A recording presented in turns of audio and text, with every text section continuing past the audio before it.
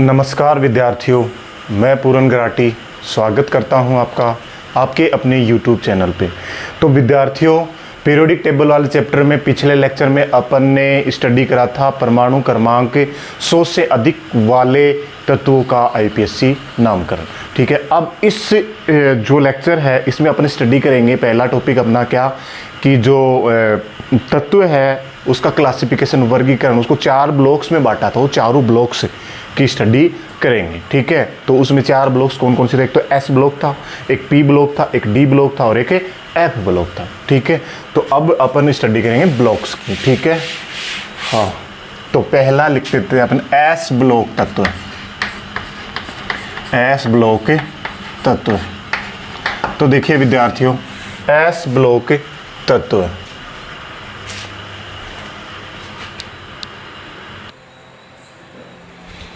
तो देखिए S block तत्व वे तत्व है जिनका अंतिम इलेक्ट्रॉन किसमें S उपकोष में बढ़ता हो, वो क्या कहलाते हैं? S ब्लॉक तत्व। ठीक है, तो क्या लिख सकते हैं? वे तत्व जिनका अंतिम इलेक्ट्रॉन, लास्ट इलेक्ट्रॉन, अंतिम इलेक्ट्रॉन S उपकोष सबसेल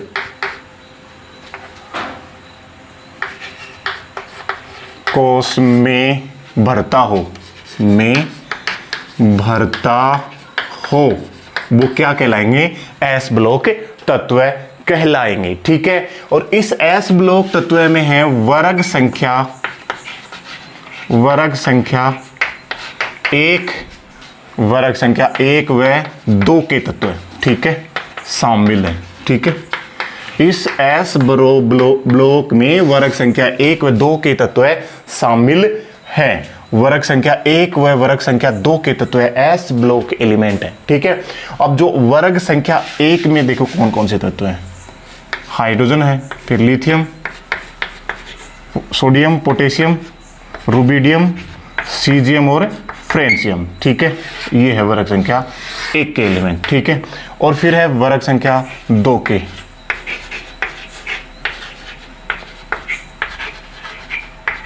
ये है वर्ग संख्या 2 के तत्व। ठीक है, वर्ग संख्या 2 के एलिमेंट्स हैं। ठीक है, ये है अपने वर्ग संख्या 2 के तत्व। ये वर्ग संख्या 1 के तत्व है और ये वर्ग संख्या 2 के तत्व। ठीक है, ऐसे ही लिख देते हैं, वर्ग संख्या 1 और 2 के तत्व। Okay, beryllium, magnesium, calcium, strontium, barium और रेडियम। ठीक है, ऐसा स्ट्रोंशियम है। ठीक है, ये हो गया अपने S ब्लॉक के तत्व। इनमें इलेक्ट्रॉनिक विन्यास के आधार पर जो अपना हीलियम है वो भी क्या है? S ब्लॉक का तत्व। वैसे गुणों के आधार पर ना तो हाइड्रोजन ना हीलियम, ये केवल 12 ही तत्व हैं, और इलेक्ट्रॉनिक विन्यास के आधार पर 12 और एक हाइड्रोजन और एक हीलियम 14 तत्व उपस्थित होते हैं। ठीक है, तो ये S ब्लॉक जो वर्ग संख्या 1 का तत्व है ना, उनको बोलते हैं क्षारीय धातु। क्या बोलते हैं इनको? क्षारीय धातु। ठीक है, क्यों? क्योंकि इनमें गुण कैसे होते हैं? क्षारीय, एल्कली प्रॉपर्टी पाई जाती है। ये जल से क्रिया करके क्षार का निर्माण करते हैं। ठीक है, और वर्ग संख्या 2 को बोलते हैं क्षारीय मर्दा धातु। क्या बोलते हैं? क्षारीय मर्दा धातु। ठीक है, वर्ग संख्या 2 के तत्व को बोलते हैं अपन क्षारीय मर्दा धातु, और वर्ग संख्या 1 के तत्व को क्या बोलते हैं? क्षारीय धातु। ठीक है, और इनका सामान्य इलेक्ट्रॉनिक विन्यास क्या है? सामान्य इलेक्ट्रॉनिक विन्यास, या इसको इलेक्ट्रॉनिक कॉन्फ़िगरेशन भी बोलते हैं। तो ये होता है NS12 लेके 2, NS12, और जिसमें NS1 है ना, NS1 ये तो वर्ग संख्या 1 का है। ठीक है, और NS2 है, ये वर्ग संख्या 2 का इलेक्ट्रॉनिक विन्यास है। ठीक है, और जो ये जो तत्व है S ब्लॉक के, ये क्या करते हैं भाई? इलेक्ट्रॉन को आसानी से त्याग कर धनायन का निर्माण करते हैं। किसका निर्माण करते हैं? धनायन का निर्माण। ठीक है, जो वर्ग संख्या 1 और 2 के तत्व किसका निर्माण करते हैं? धनायन। और ये धातु हैं तो क्या कहेंगे इनको? धातु धनायन का निर्माण। ठीक है, तो ये तो भाई साहब इनके संयोजकता कोष में 1 इलेक्ट्रॉन होता है, तो ये तो क्या है? 1 इलेक्ट्रॉन त्याग करके क्या है?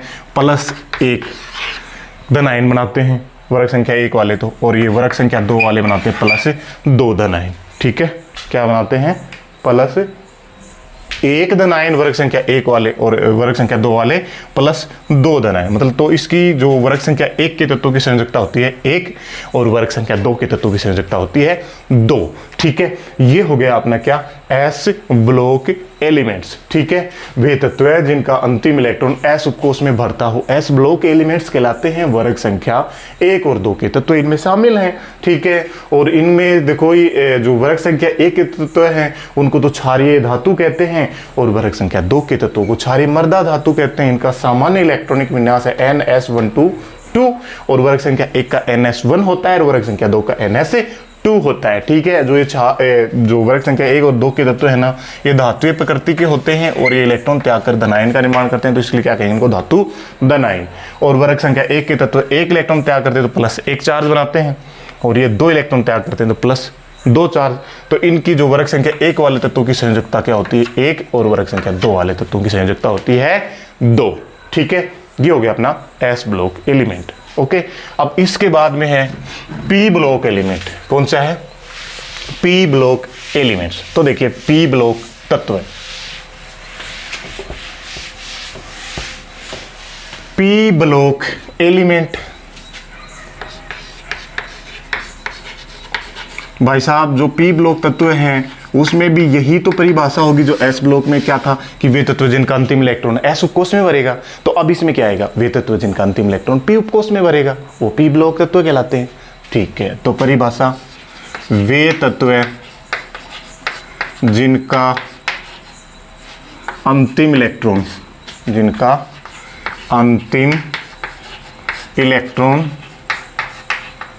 पी उपकोष में भरता हो क्या कहलाएंगे, पी ब्लॉक तत्व कहलाएंगे। ठीक है, अब जो पी ब्लॉक तत्व हैं इनका जो सामान्य इलेक्ट्रॉनिक विन्यास है क्या है, सामान्य इलेक्ट्रॉनिक विन्यास। ठीक है, इलेक्ट्रॉनिक कॉन्फ़िगरेशन या इलेक्ट्रॉनिक विन्यास ये है NS2NP12 लेकर 6 NS2NP12 जहां पे N क्या है, कोष की संख्या है। ठीक है, और S में 2 भरे जाएंगे और P में क्या भरे जाएंगे, 1 से लेके 6 तक भरे जाएंगे। ठीक है, और ये तत्व कहां पर उपस्थित होते हैं, ये है वर्ग संख्या 13 से लेके 18 तक के तत्व। ठीक है, तो वर्ग संख्या 13 से लेकर 18 तक के तत्व हैं वो अपने क्या है, पी ब्लॉक एलिमेंट है। ठीक है, तो अब अपन लिखेंगे पी ब्लॉक एलिमेंट, ये पी ब्लॉक तत्व है। तो देखो वर्ग संख्या 13 का पहला तत्व है बोरोन। ठीक है, वर्ग संख्या 13 के तत्व को बोरोन ग्रुप ही कहते हैं, अपने पीरियोडिक टेबल बनाई थी तब करी थी। ठीक है, इसको याद करने के लिए क्या था, बैंगन आलू गाजर इन थैला, यही तो था। ठीक है, फिर वर्ग संख्या 14 में कार्बन है, कार्बन ग्रुप, और इसको याद करने का फॉर्मूला था अपना काशी गए शंकर प्रभु। ठीक है, अब इसके बाद में वर्ग संख्या ये 13 है, ये 14 है, फिर वर्ग संख्या 15 में क्या था, नाइट्रोजन ग्रुप। ठीक है, नेपाल पाकिस्तान ऑस्ट्रेलिया सब भिखारी, ऐसे ही तो करा था, भिखारी या बीमार भाई। ठीक है, फिर वर्ग संख्या 16 ओ सलमान सीले तेरी पॉकेट, यही तो करा था।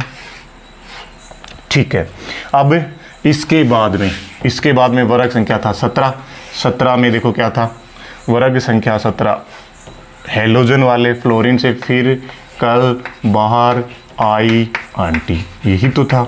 और फिर था वर्ग संख्या 18 के तत्व, और वर्ग संख्या 18 के तत्व में एक्रिय गैसें थी और पहली एक्रिय गैस है हीलियम, तो यहाँ से शुरू होते हैं ना ये 18, फिर हे नेताओं और कर्मचारियों जिंदे रहना। ठीक है, ये हो गए अपने क्या, पी ब्लॉक एलिमेंट्स। ठीक है विद्यार्थियों, ये हो गए अपने क्या, पी ब्लॉक एलिमेंट्स। ठीक है, ये पी ब्लॉक के तत्व हैं जिनका अंतिम इलेक्ट्रॉन पी उपकोष में भरे वो पी ब्लॉक तत्व है कहलाते हैं। वर्ग संख्या 13 से 18 तक के जो तत्व हैं वो क्या कहलाएंगे, अपने पी ब्लॉक के एलिमेंट। ठीक है, अब ये जो पी ब्लॉक के एलिमेंट है ना, ये मेटल भी होते हैं। क्या होते हैं, इनमें मेटल्स भी होते हैं। ठीक है, और इनमें नॉन मेटल्स भी होते हैं। क्या होते हैं, नॉन मेटल्स। भी होते हैं और एक क्या होते हैं, मेटेलॉइड भी होते हैं।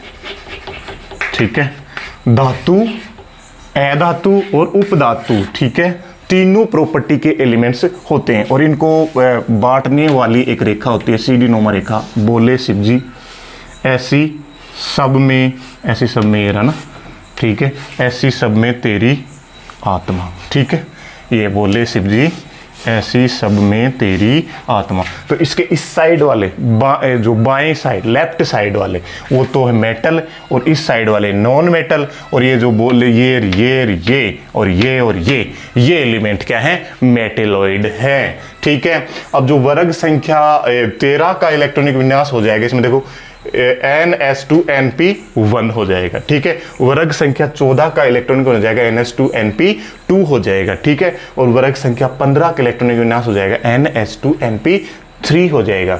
ठीक है, और वर्ग संख्या 16 का तत्वों का इलेक्ट्रॉनिक विन्यास हो जाएगा NS2NP4 हो जाएगा और इनका हो जाएगा NS2NP5 और जो आखिर वाला वर्ग संख्या 18 NS2NP6। और इनमें इलेक्ट्रॉन कितने होंगे संयोजकता कोष में, 8, जिसके कारण ही एक्रिय गैस क्या होती हैं, स्थायी, स्टेबल होती हैं। ये हीलियम में नहीं होता, लेकिन इसका तो क्या होता है भाई 1s2 ही तो होता है, लेकिन ये भी क्या है, एक्रिय गैस होने के कारण स्टेबल होती है। ठीक है, जो अपना वर्ग संख्या 16 का तत्व है, इनको चैल्कोजन ग्रुप भी कहते हैं। क्या बोलते हैं, चैल्कोजन। ठीक है, चैल्कोजन, और चैल्कोजन का मतलब होता है अयस्क निर्माण वाले तत्व है। ठीक है, तो वर्ग संख्या जो अपना 16 है, ये ऑक्सीजन परिवार, इनको चैल्कोजन ग्रुप भी कहते हैं, चैल्कोजन वर्ग के तत्व। ठीक है, चैल्कोजन समूह। ठीक है, क्यों, क्योंकि ये अयस्क का निर्माण करते हैं। चैल्कोजन का मतलब होता है अयस्क निर्माण में भाग लेने वाले या अयस्क निर्माण में सहायक। ठीक है, और जो अपना वर्ग संख्या 17 है, हेलोजन्स वाले, इनको हेलोजन्स कहते हैं। क्या कहते हैं इनको, फ्लोरीन वाले को, फ्लोरीन ग्रुप को हेलोजन कहते हैं। ठीक है, क्या कहते हैं इनको, हेलोजन।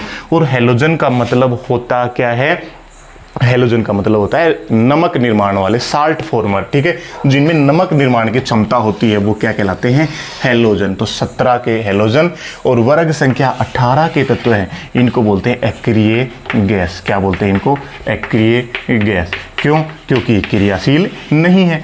और फिर क्या है कि बहुत सारे अध्ययन किया गया, तो इसमें कुछ तत्व, कुछ जो है तत्व हैं, कुछ गैसें हैं, जैसे हीलियम है, सॉरी ये जीनोन है, ये क्या करता है भाई, ये कंपाउंड का फॉर्मेशन भी करता है, मतलब यौगिक का निर्माण करता है, मतलब क्रियाशील है थोड़ा बहुत।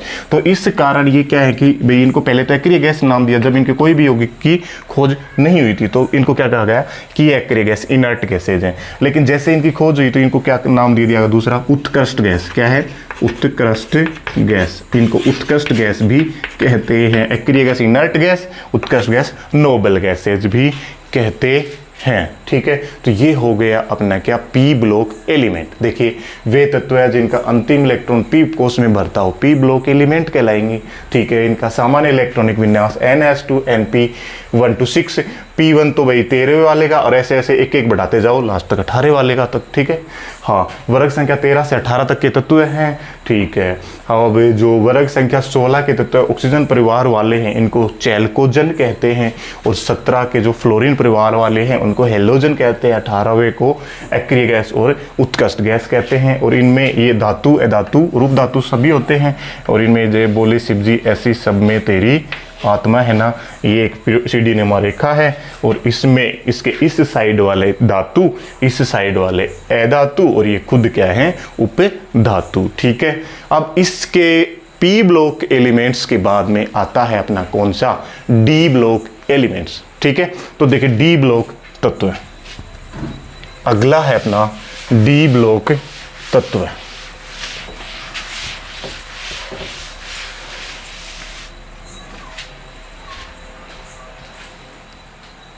तो देखिए विद्यार्थियों, जो अपना डी ब्लॉक तत्व है, वे डी ब्लॉक एलिमेंट या डी ब्लॉक तत्व, देखिए वे तत्व है जिनका अंतिम इलेक्ट्रॉन डी उपकोष में भरता हो, डी ब्लॉक तत्व कहलाते हैं। ठीक है, वे तत्व जिनका अंतिम इलेक्ट्रॉन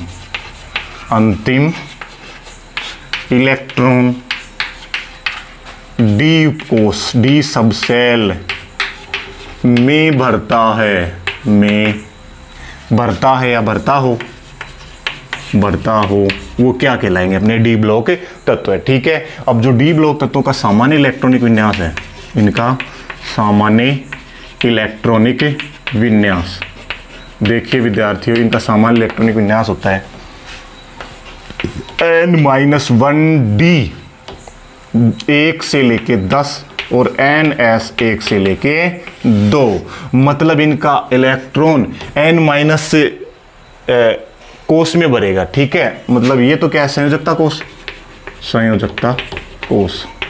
ठीक है, n तो संयोजकता कोष। ठीक है, और ये क्या है भाई? संयोजकता से अंदर वाला कोष, अंतः कोष। क्या है?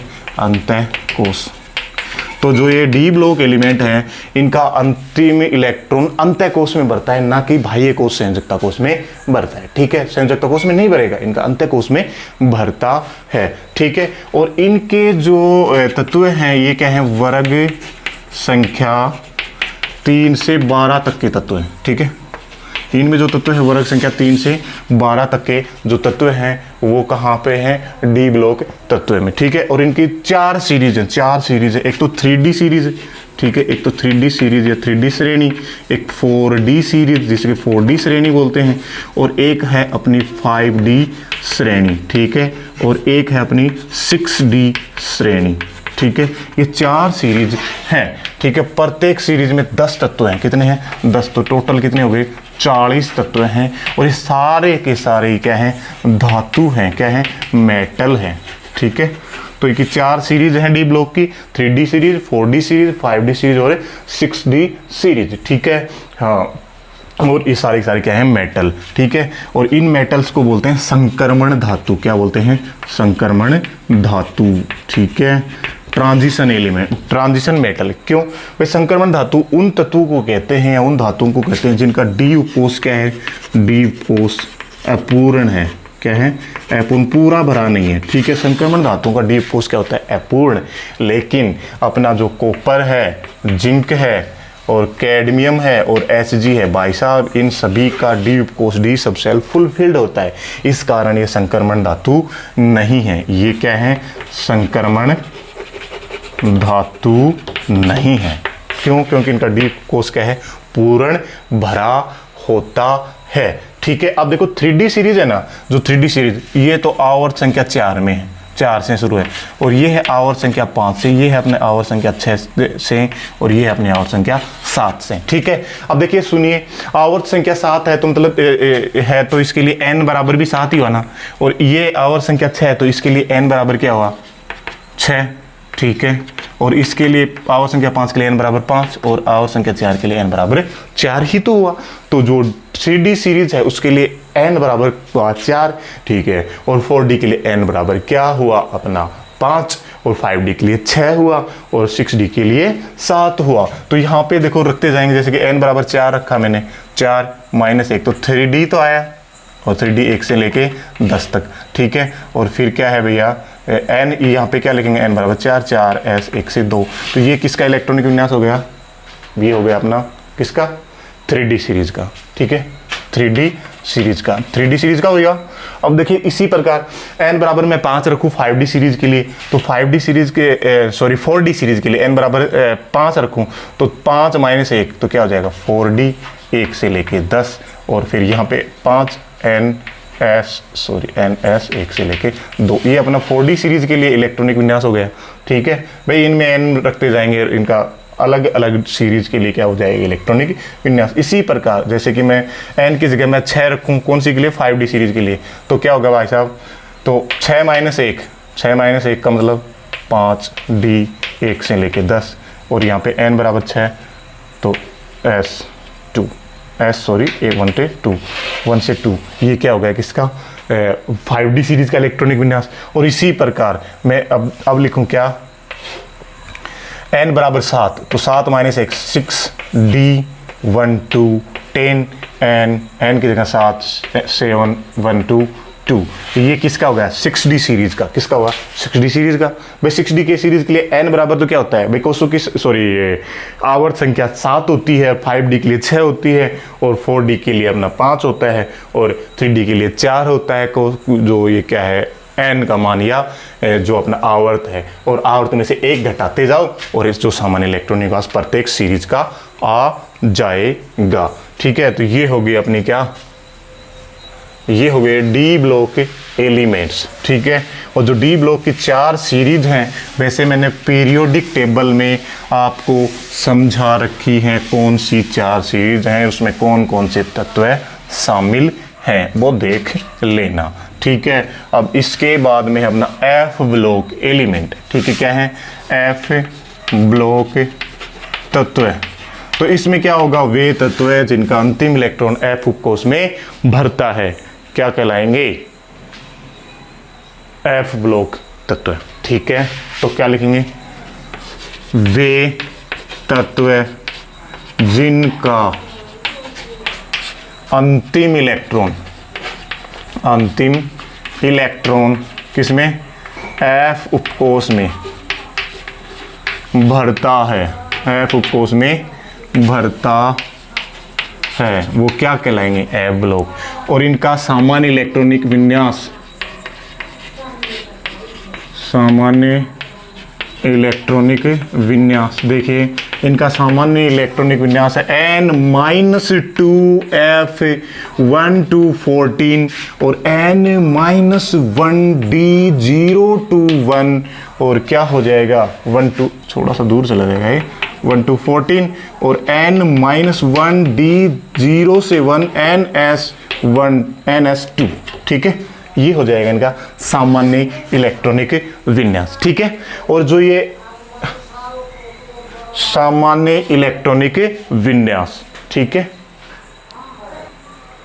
तो ये हो गया क्या अपना सामान्य इलेक्ट्रॉनिक विन्यास किसका एफ ब्लॉक एलिमेंट का। n-2 1 to क्या है 14 और n-1 0 to n-1d 0 to 1 और ns2। ठीक है, देखिए यहाँ पे ये इनका जो ये जो तत्व है ना कौन से एफ ब्लॉक, इनकी वर्ग संख्या तो होती है, वर्ग संख्या तो 3 होती है, और आवर्त है ना, ये आवर्त कौन कौन से में होते हैं 6th आवर्त में और 7th आवर्त में, 6ठे और 7वें आवर्त में होते हैं। तो इनकी 2 सीरीज होती हैं, इनकी कितनी सीरीज होती हैं 2 श्रेणी। ठीक है, अब देखिए 2 श्रेणी कैसे होंगी। देखिए विद्यार्थियों, n बराबर मैं 6 रखूं, n बराबर मैं 6 रखूं तो 6 - 2 4, f 1 से लेके 14, और यहाँ पे 6 - 1 तो भाई साहब 5d 0 से 1, और यहाँ पे 6s2 एक सीरीज का। तो ये इलेक्ट्रॉनिक विन्यास हो जाएगा।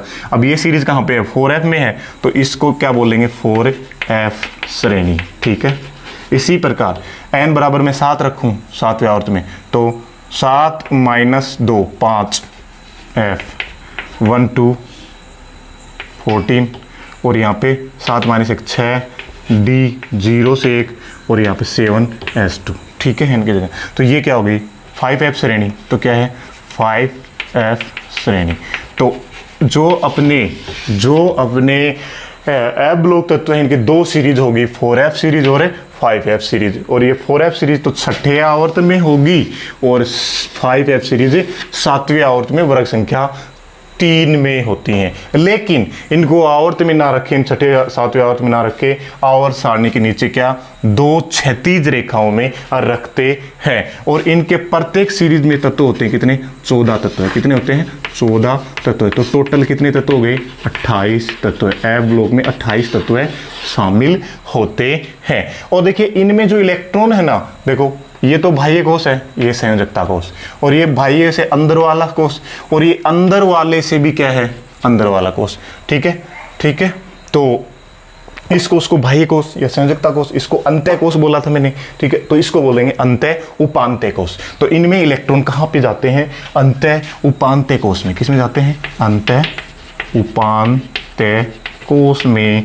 फुलफिल्ड होते हैं, भरते हैं। ठीक है, तो एफ ब्लॉक में इलेक्ट्रॉन अंतर उपांत्य कोश में भरते हैं, और ये संक्रमण तत्वों के मध्य होते हैं। तो इनको जो एफ ब्लॉक तत्व है इनको एक नाम और बोलते हैं अंतर संक्रमण तत्व। ठीक है, आंतर संक्रमण तत्व, ठीक है, ये इनर ट्रांजिशन एलिमेंट भी कहते हैं। जो कि आपने एफ ब्लॉक एलिमेंट्स को, और इनकी दो सीरीज हैं, 4f सीरीज और 5f सीरीज। जो 4f सीरीज है ना, ये है ना, इनके तत्व लेंथेनम के बाद में होते हैं, ठीक है, लेंथेनम के बाद वाले तत्व होते हैं।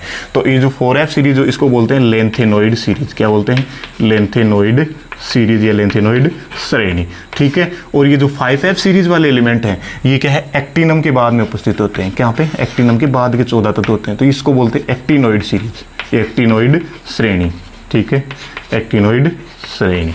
तो ये हो गए अपने क्या, F block B elements complete हो गए। वे तत्व जिनका अंतिम इलेक्ट्रॉन एफ उपकोष में भरता है एफ ब्लॉक तत्व कहलाते हैं। सामान्य इलेक्ट्रॉनिक विन्यास n-2 f1 to 14, n-1 d0 to 1 और ns2, ठीक है। इनकी दो आवर्त होते हैं, दो आवर्त में उपस्थित होते हैं, छठे और सातवें आवर्त में। वर्ग संख्या 3 में दो सीरीज हो गई, तो छठे आवर्त की सीरीज और एक सातवें आवर्त की सीरीज। अब देखिए n बराबर 6 रखेंगे तो 4f सीरीज आ जाएगी, n बराबर 7 रखेंगे तो 5f सीरीज, तो 4f सीरीज और 5f सीरीज आ जाएंगे। इनका सामान्य इलेक्ट्रॉनिक विन्यास ये दे रखा है, ठीक है। 4f सीरीज के जो तत्व हैं उसमें भी 14 तत्व होते हैं, 5f में भी 14, तो टोटल कितने हो गए, 28 तत्व है। और जो 4f सीरीज के तत्व लेंथेनम के बाद में होते हैं, इसके कारण इनको लेंथेनोइड सीरीज के तत्व कहते हैं। और 5f सीरीज के तत्व एक्टिनोइड सीरीज के तत्व कहलाते हैं। क्यों, क्योंकि ये एक्टिनम के बाद में पाए जाते हैं और इनमें इलेक्ट्रॉन अंतः उपांत्य कोश में भरता है, इसके कारण इन्हें क्या कहते हैं, अंतः उपांत्य कोश में भरता है। और इन्हें आंतर संक्रमण तत्व भी कहते हैं। क्यों, क्योंकि ये डी उपकोश के तत्वों के जो मध्य उपस्थित होते हैं, डी उपकोश के तत्वों को बोलते हैं अपन क्या, संक्रमण तत्व। तो संक्रमण तत्वों के मध्य उपस्थित होने के कारण इन्हें क्या कहेंगे, आंतर संक्रमण तत्व, इनर ट्रांजिशन एलिमेंट। आज का लेक्चर यहीं तक है। नेक्स्ट लेक्चर में नेक्स्ट टॉपिक करेंगे। तब तक के लिए जय हिंद, गुड बाय।